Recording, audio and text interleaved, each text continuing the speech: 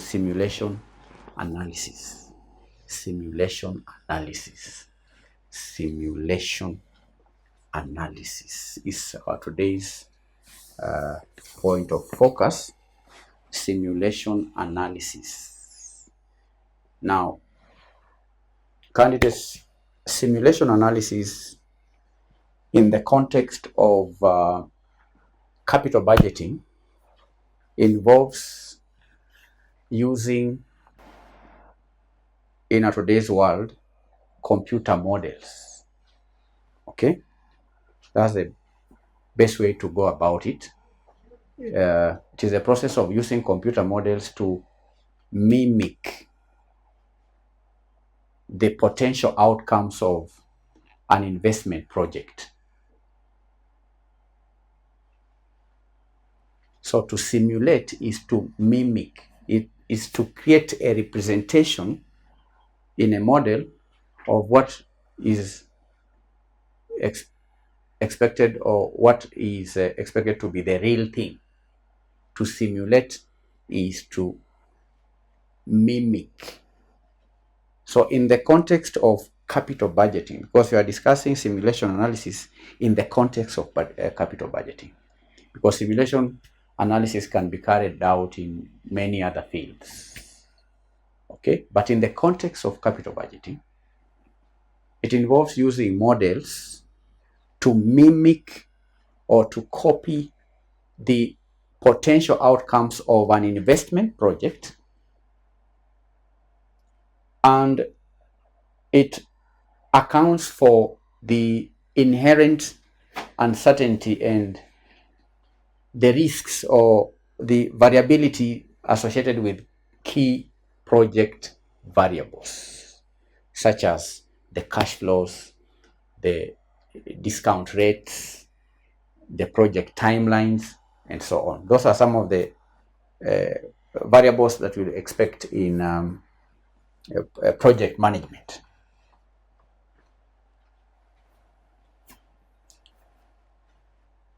So it is a technique that we use in finance to do many things. And today we want to just focus on the application of simulation analysis in capital budgeting. We are going to study how simulation analysis enhances capital budgeting. By the end of this lesson, you should be able to explain how simulation enhances capital budgeting. We also intend to do some illustrations, practical illustration on simulation analysis. In this lesson, before working out examples, we will also go through the steps in simulation analysis for capital budgeting. You understand? Is that clear? Simulation analysis. To simulate means to create a representation or a model of something with the goal of imitating or predicting its behavior. Creating a representation or a model of something.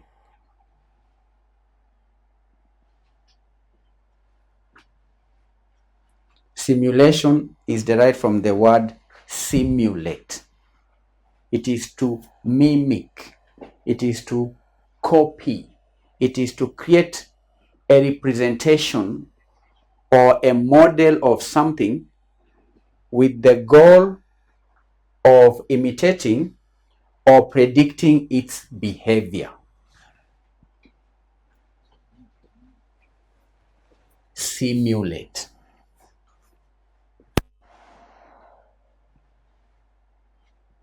Are we on the same page? It involves using models.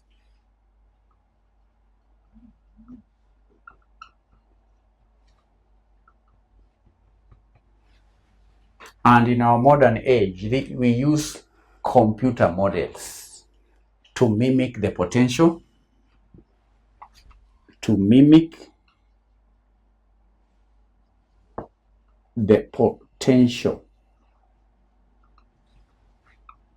outcomes of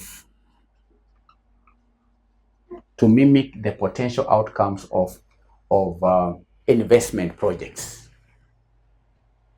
Let me say, to mimic the potential outcomes of investment projects.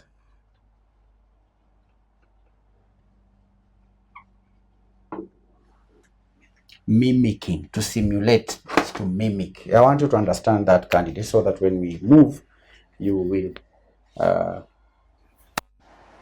understand even the calculations. Or sometimes students have a problem with the calculations because you may find, I've seen students carrying out simulation analysis, working out examples, calculations, but when you ask them what is the meaning of simulation, they are not able to do so. And some of them can even get correct calculations. Because you see, simulating is simple. It is easy to work out an example without even understanding what it is, because it is mathematical. Mathematics is easy. But as an accountant, the objective for you is not just to know how to calculate, but you should be able to apply these techniques in real business scenarios.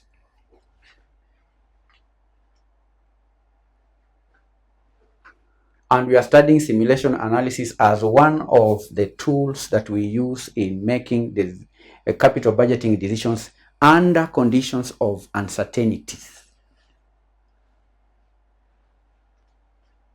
You understand? Simulation analysis in the context of capital budgeting involves using computer models to mimic the potential outcomes of investment projects. So how does simulation analysis enhance capital budgeting? Is that question clear?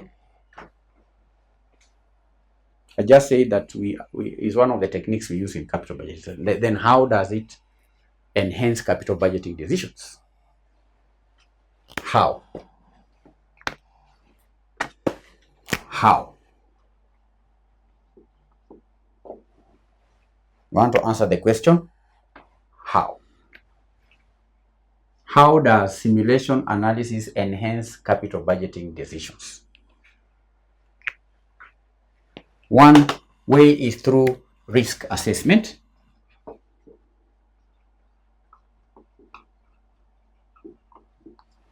Risk assessment. Simulation allows you to generate a range of possible outcomes, and these are outcomes for a project. Not just a single expected value, but a wide range of possible outcomes. And that then helps you understand the project's risk profile and the likelihood of achieving different financial outcomes. That's one way in which simulation analysis can enhance capital budgeting, through risk assessment. Another way is through sensitivity analysis.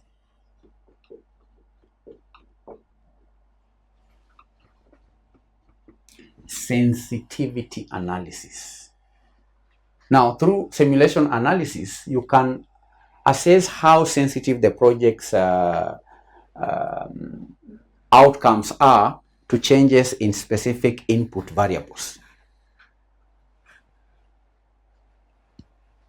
And that highlights the key drivers of project success or even project failure, and areas where additional analysis or mitigation strategies may be necessary.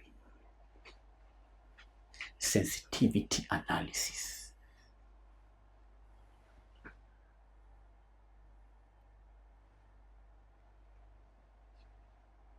You understand? Because you just say that simulation allows you to generate a range of possible outcomes for a project. For example, if the outcome is NPV, you can vary the inputs when calculating the NPV. We have things like the variable costs, the fixed costs, the discounting rates. Those can be varied so that it's possible to determine which of the variables highly affect the outcome. Because as we shall be studying later in this lesson, we'll see that in the process of sensitivity analysis, there is need, first of all, to identify the key drivers, the input variables. So through sensitivity analysis, you can assess how sensitive the project outcomes are to changes in specific input variables. Another way is through scenario analysis. Scenario analysis. Scenario analysis. Now, simulation lets you explore the impact of various scenarios on project outcomes. For example, you could simulate the impact of recession. You could simulate the impact of changes in competitor behavior, or even technological advancements on projects' financial performance.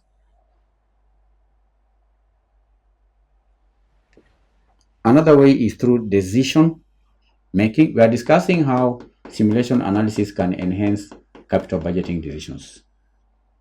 Decision making.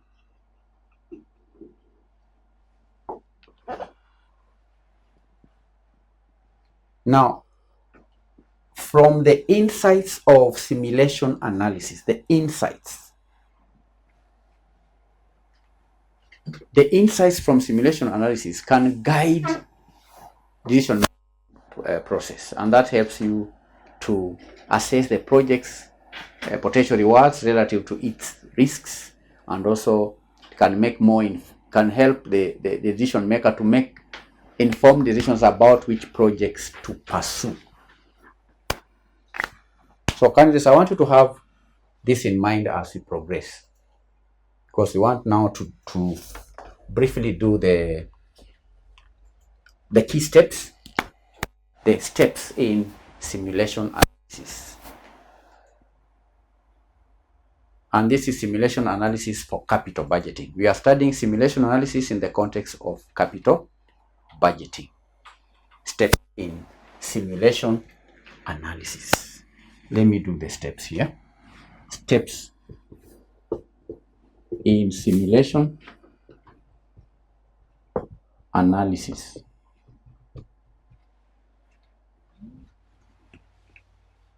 Steps in simulation analysis. The first step is to identify key variables. 1. Identify key variables. Step number 1, identify key variables. I gave an example of NPV as an outcome or an output variable. So the first key step is to determine the critical variables affecting a project's financial outcome, such as sales volume, such as prices of commodities, the costs, the discounting rates. Those are key variables. First, identify the variables. Then, assign probability distributions.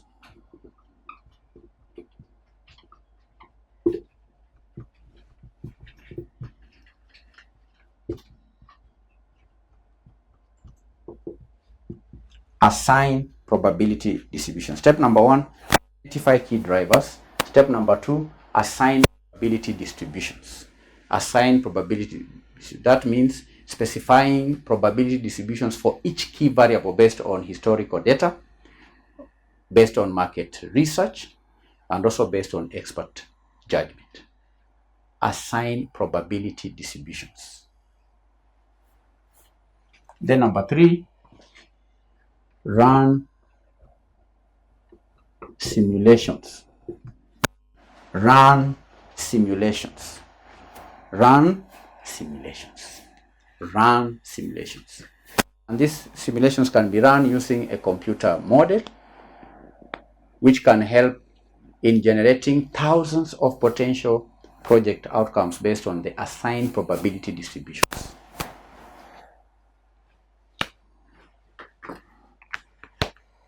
After running simulations, then analyze results. Analyze results. After running simulations, analyze results. And one can analyze results by evaluating the range outcomes. All right, evaluate the range of outcomes. Evaluate the range of outcomes, identify the key risks, and also identify the sensitivities, and then compare project performance under different scenarios.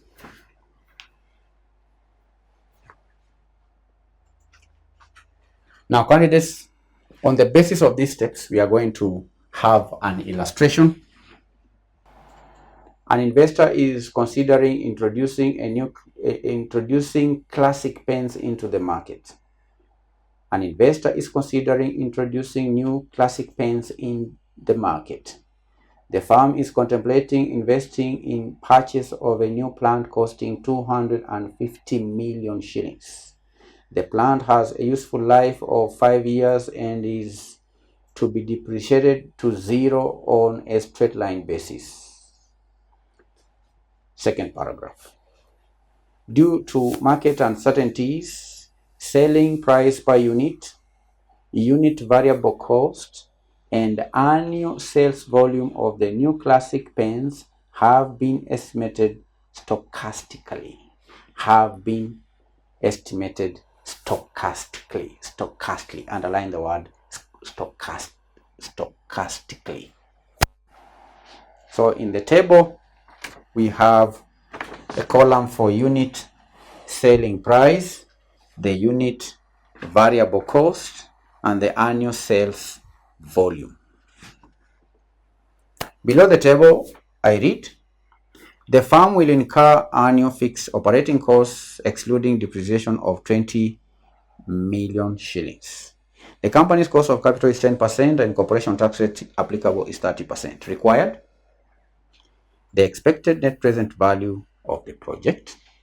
Number 2, simulate the net present value using the following random numbers. So we have the random numbers, and you can see those are 5 random numbers, and hence determine the expected net present value of the project, and hence determine the expected net present value of the project. 3, determine the probability that the product will be a success. Determine the probability that the project will be a success. The product will be a success. Roman 1, we have to calculate the expected net present value. You know, present value is equal to the, what is the formula? Present value of cash inflows minus present value of cash outflows. The outflow, we have it 250 million. What we need here is the present value of cash inflows. We deduct the 250 million. That will give us the expected net present value. So what we need to calculate is the present value of cash inflows. So we're going to have a working. Anything else here is just workings. So step number one, put down the formula.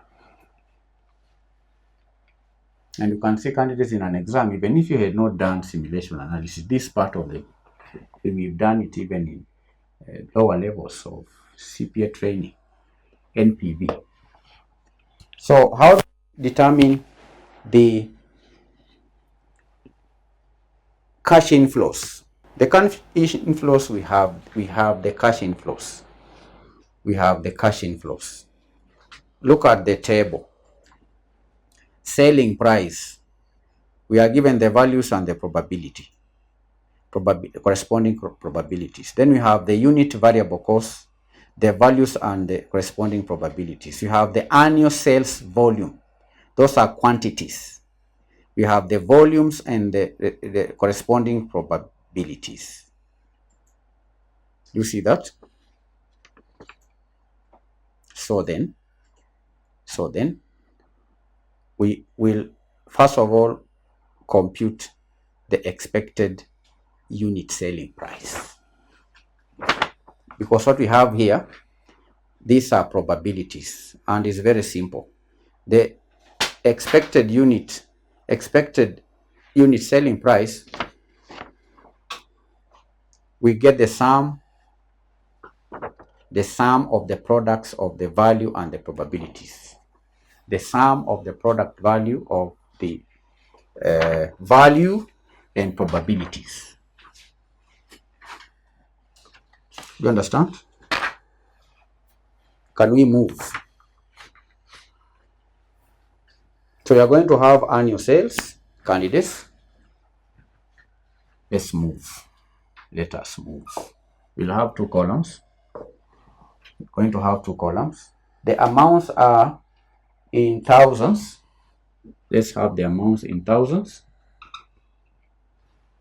So to calculate the present value cash inflows, before we discount, to get the present value, we need to have the cash inflows. The cash inflows. And what are the inflows? Annual sales. Annual sales. Look at the table. Annual sales volume. We have the annual sales volume. Then you have the unit selling price. So we'll first calculate annual sales. Do you see that? How do you get the annual sales? You have the unit selling price, then you have the annual volumes. So the annual sales will be the unit selling price times the volume. Times the volume. Times the volume.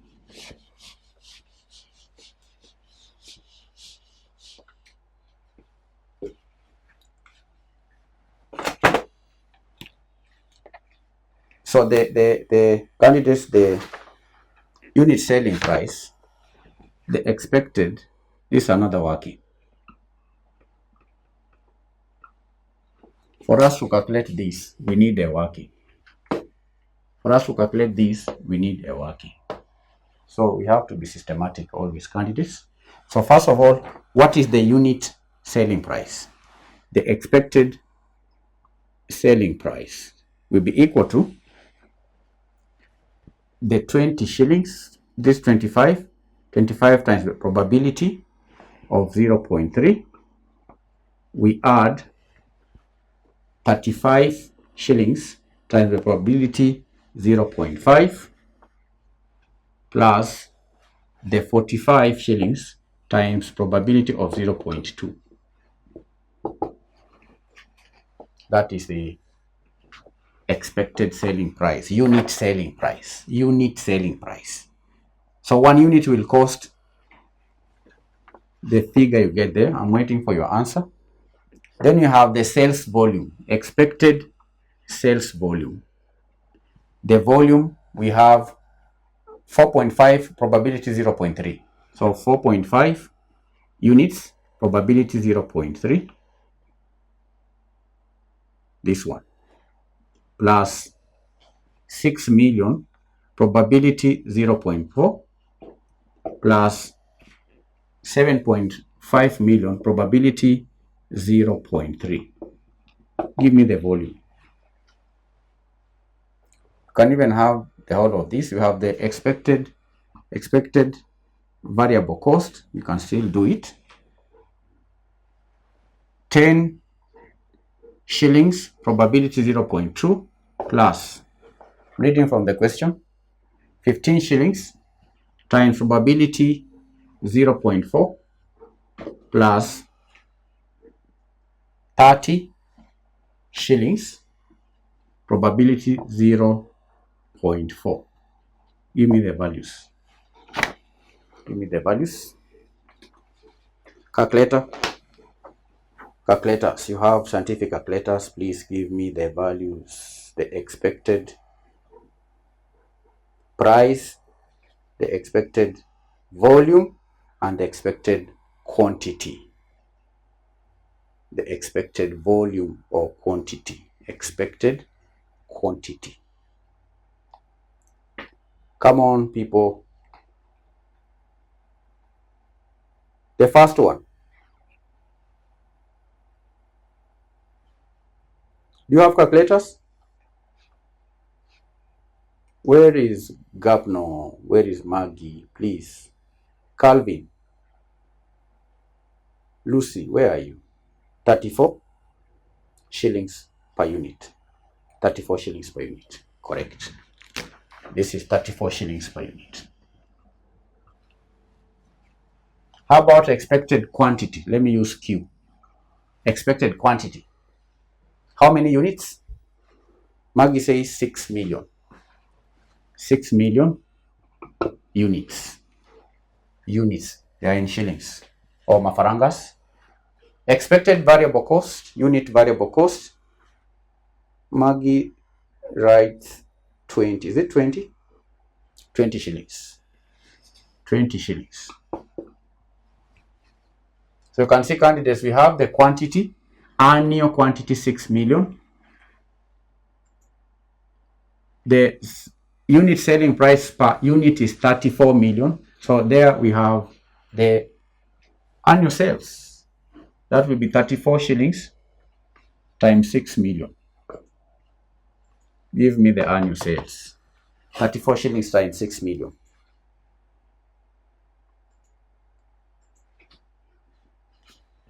Then we deduct annual variable cost. Annual variable cost will be the 20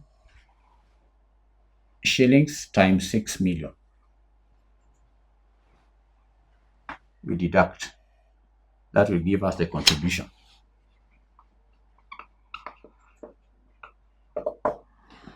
Scientific calculator. Scientific calculator. That will give us the annual contribution. Then we have the fixed costs. Below the table, the firm will incur annual fixed costs operating excluding depreciation of 20 million. Excluding depreciation of 20 million. The firm will incur annual fixed operating costs. Annual fixed operating costs include excluding depreciation.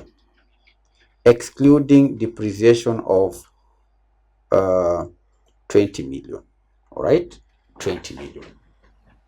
So annual fixed cost is 20 million.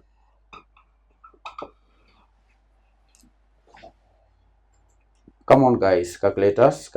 What is the annual sales? What is the annual variable cost? What is the annual contribution? 6 million times 34 shillings. 6 million units times 34 shillings. How much is it? 6 million times 20 shillings. That I know of head. is just 120 million. This is 120 million. Felista says 204 million.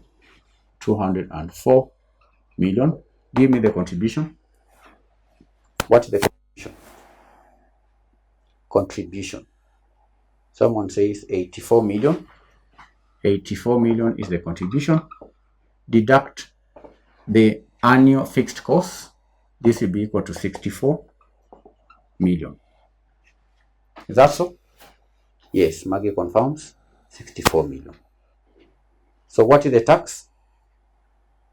64 million. So this is earnings before depreciation and tax.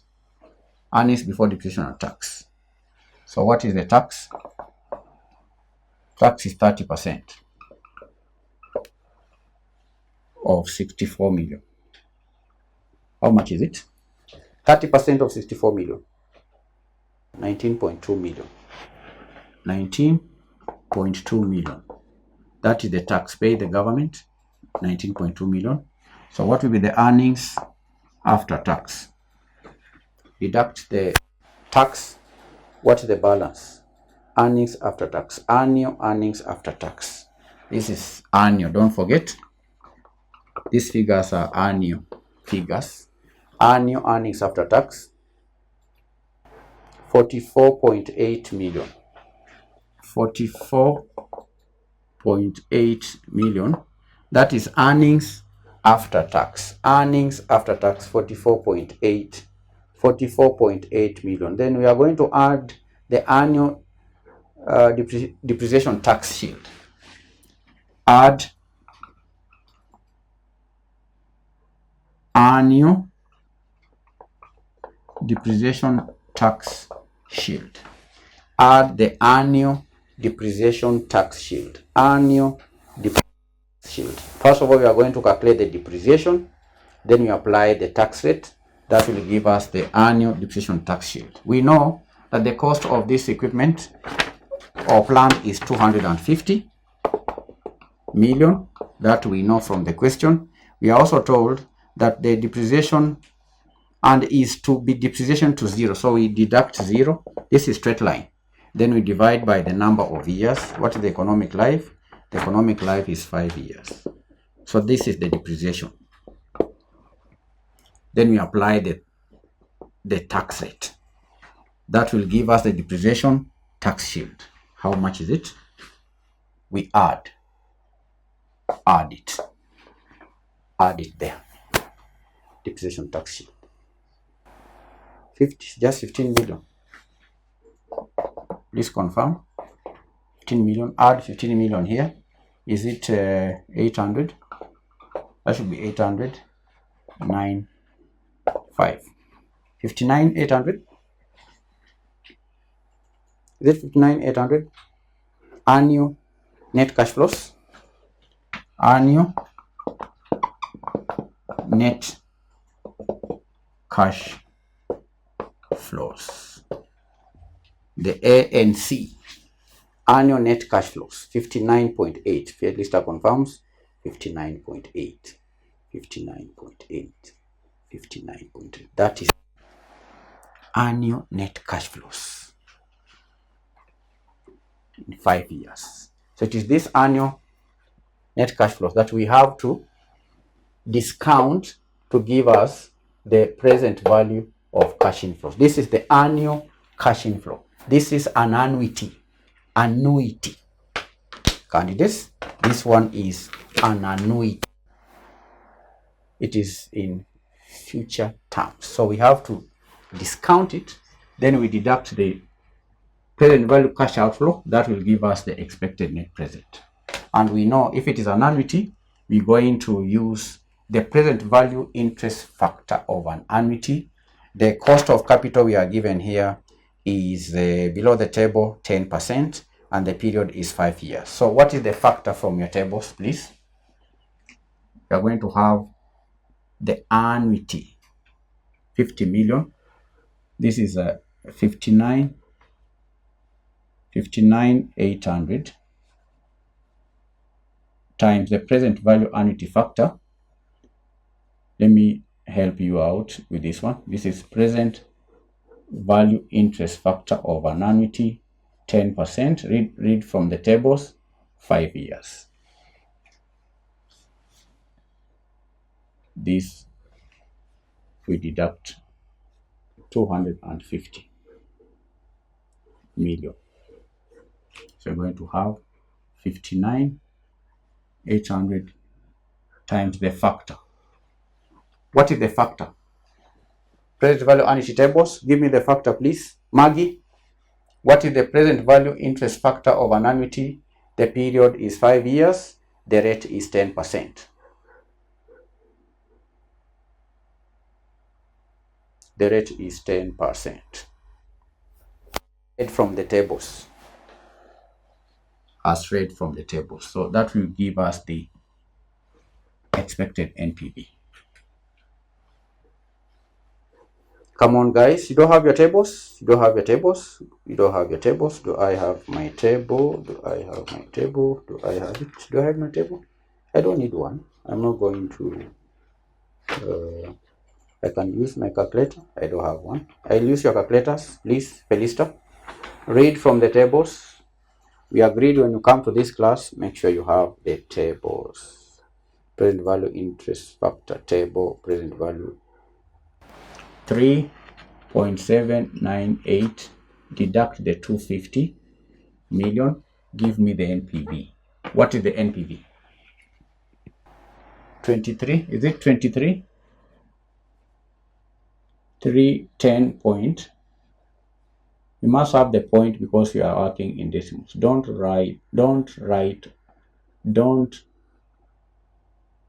what? Round off. Don't round off. So it is 23, 310, 160 or 1.60. 0.16 because we are working in thousands. So that is the NPV.